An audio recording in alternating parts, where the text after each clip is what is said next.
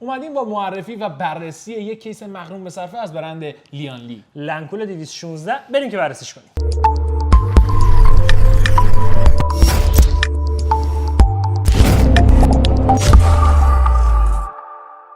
درود بر شما همراهان تخت جمشید. من علیرضا هستم از فروشگاه مرکزی تخت جمشید. منم ارشیام از همون جایی که علیرضا هست. قطعاً بریم سراغ ابعاد این کیس جذاب و مغروم به صرفه.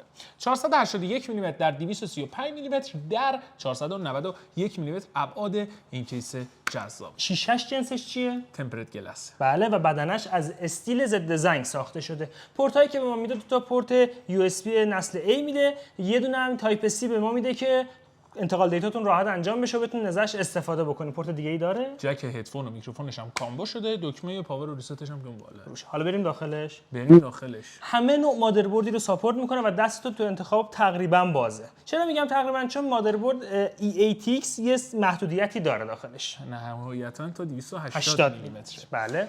خب کارت گرافیک چی؟ کارت گرافیک تا 392 تا طول 392 و ارتفاع سی پی یو کولرتون هم میتونه نهایت 165 میلیمتر باشه. بسیار هم عالی.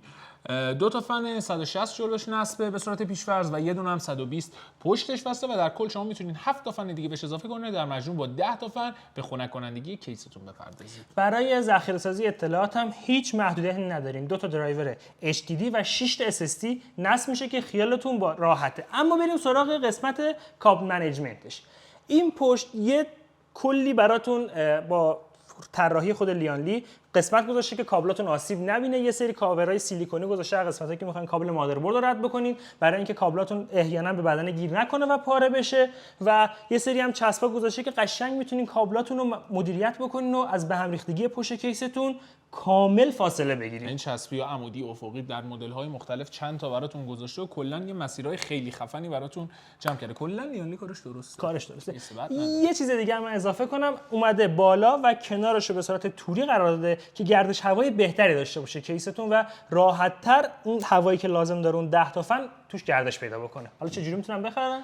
اگر میخواین حضوری خرید کنین میتونین در دفتر مرکزیمون در خیابان ملا صدرا و یا در فروشگاه اوپال بیاین محصولات رو ببینین و خریدتون رو انجام بدین. اگر هم دوست دارین اینترنتی خرید بکنین میتونین به سایتمون مراجعه بکنین و با گارانتی تخت جمشید این محصول رو تهیه بکنین. اما کسایی که شهرستانن چیکار کنن؟ تخت جمشید همه جای ایران نمایندگی رسمی داره و میتونن برن اونجا و حضوری محصولات رو تهیه کنن. اگر هم سوالی دارین داخل کامنت بپرسین که کارشناسای ما بهتون پاسخ میدن. تا ویدیوهای بعدی، خدا نگهدار.